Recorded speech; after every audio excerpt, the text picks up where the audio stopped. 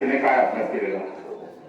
ती परीक्षा 7वी असताना म्हणजे जिल्हा परिषदेकडून घेण्यात आली होती. म्हणजे डॉक्टर ए.पी.जे. अब्दुल कलाम सिंधुदुर्ग प्रज्ञाशोध परीक्षा अशी ती परीक्षा होती. आणि त्याच्यात स्कॉलरशिप सारखाच अभ्यासक्रम म्हणजे सेम अभ्यासक्रम, फक्त ती परीक्षा 5वीला नसून 7वीला होती. बाकी अभ्यासक्रम सेम होता आम्हाला तसाच. म्हणजे मराठी, गणित, इंग्रजी, बुद्धिमत्ता हेच 4 विषय. फक्त मराठी 7वीच्या पाठ्यपुस्तकातला असा तो अभ्यासक्रम होता. आणि तिकडे आम्हाला 1 महिन्याचा क्लास म्हणजे मॅडम आमच्या शाळेतच घ्यायच्या तो क्लास आणि इतर अभ्यास असं ते परीक्षेचा अभ्यास केलेला आम्ही. म्हणजे 7वीचा जो अभ्यासक्रम होता तोच अभ्यासक्रम एपीजेच्या परीक्षेला होता. तेव्हा त्या परीक्षेत माझा 3रा क्रमांक आलेला तालुक्यातून. आणि तिकडे जेव्हा निवड झाली हे समजलं तेव्हा पण इस्रोला जाणार हे काही निश्चित नव्हतं. तेव्हा मॅडम म्हणाले की मागच्या वर्षीच्या मुलांची सहल गेली नाहीये, त्यामुळे या वर्षी जाईलच असं नाही, पण यावर्षी ती जाणार हे कळल्यावर खूप आनंद झालेला मनाला. तेव्हा आता जे उपशिक्षणाधिकारी आहेत माननीय श्री रामचंद्र आंबे साहेब, त्यांच्या आणि त्यांच्या अधिकाऱ्यांच्या सहकार्याने ही सहल गेली, त्यामुळे त्यांचे पण खूप आभार. ठीक आहे, मग 2-3 प्रश्नांची उत्तर तिने एकत्र दिलेली आहे. आता तिने जे उल्लेख केला आहे शिक्षणाधिकारी उपशिक्षणाधिकारी रामचंद्र आंगणे, ते मला वाटतं आमच्या वारंग सर यांचे वर्गमित्र आहेत. त्यानंतर मिताली, आता इथनं सिंधुदुर्गातनं त्या ठिकाणी इस्रोपर्यंत जाण्याचा हा प्रवास कसा स्वरूपाचा होता? म्हणजे रांगणे सरांनी सांगितलं की इथून ओरोसला जायचं, तिथून बसने गोव्यात जाणार. म्हणजे गोवा मनोहर एअरपोर्ट आहे तिथे बसनेच गेलो. आणि बसने पुन्हा तिथून एअरपोर्ट वरून आम्ही हैदराबाद म्हणजे तेलंगणाला गेलो होतो. आणि हैदराबाद वर 1.5 तास लागला. आणि पुढे हैदराबादहून आम्ही त्रिवेंद्र म्हणजे केरळला गेलो. तिथे 4 तासाचा प्रवास होता विमानाचा. तिथे पण खूप चांगलं वाटलं विमानाने प्रवास करताना. तिथे काय काय बघितलं?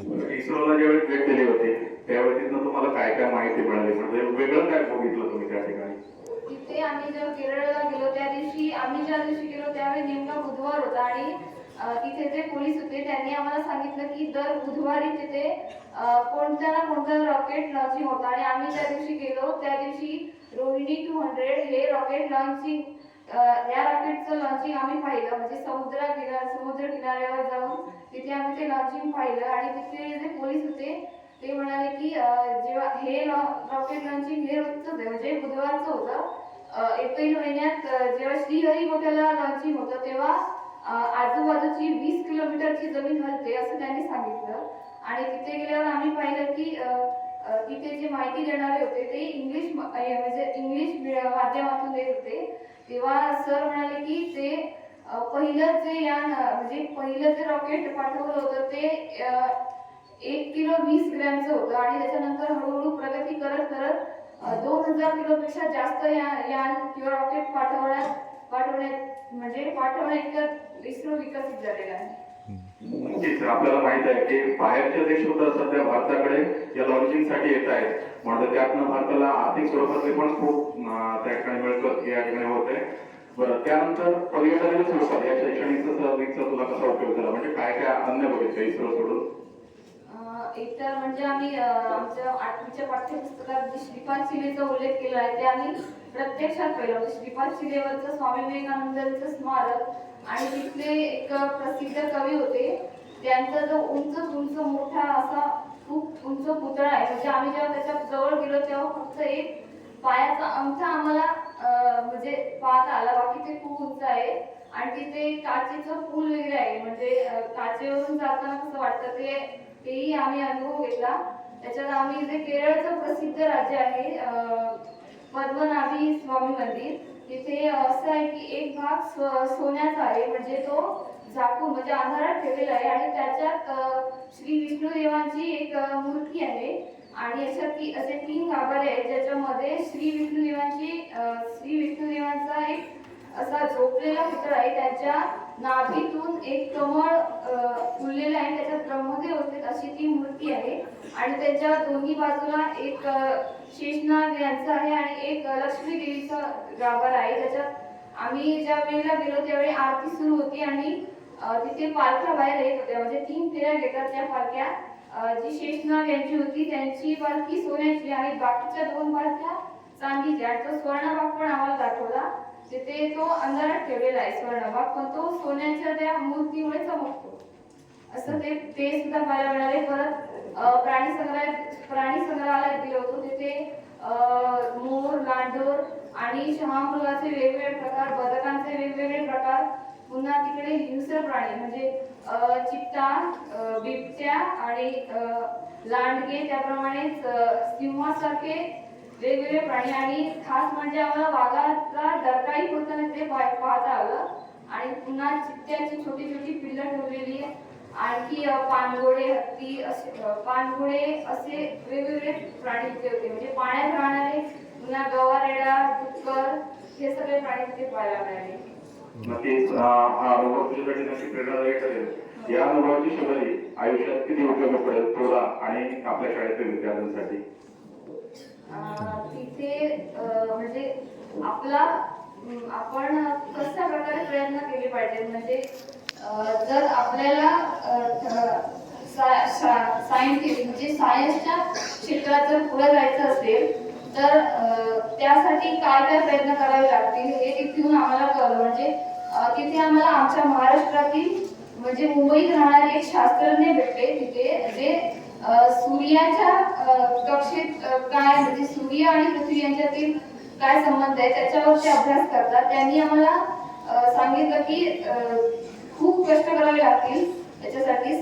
शास्त्रज्ञ बनणं हे सगळ्यात कठीण काम आहे, म्हणजे वाटतं तेवढं सोपं नाही, याच्यासाठी खूप बुद्धिमत्ता लागते. त्यांनी असं सांगितलं की इतर देशातले जे शास्त्रज्ञ आहेत ते नंतर विकसित झाले आणि भारतातले जे शास्त्रज्ञ आहेत ते जन्मतःच बुद्धिमान होते आणि त्यांनी जन्मतःच हे सगळे संशोधन करायला सुरुवात केली.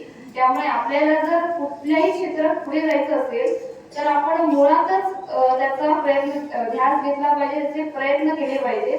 आणि त्यांचे जे शास्त्रज्ञ होते ते मराठी होते, त्यामुळे त्यांनी आम्हाला मराठीतून माहिती दिली, त्यामुळे आम्हाला व्यवस्थित समजू शकलं की नेमकं काय आहे. पुन्हा त्या इस्रो मध्ये आम्हाला 20 मिनिटांचं एक हे दाखवला, म्हणजे शो दाखवला. त्याच्यात वेगवेगळ्या प्रकारची जी यानं सोडली गेली आणि तेव्हा इतर भारतीयांवरचं चेहऱ्याचं काय एक्सप्रेशन होतं जेव्हा ते चांद्रयान पोहोचलं तेव्हा किती आनंद झालेला. तेव्हा सगळ्या यानांचं ते एक शो करून सगळ्यांना दाखवण्यात आलं होता.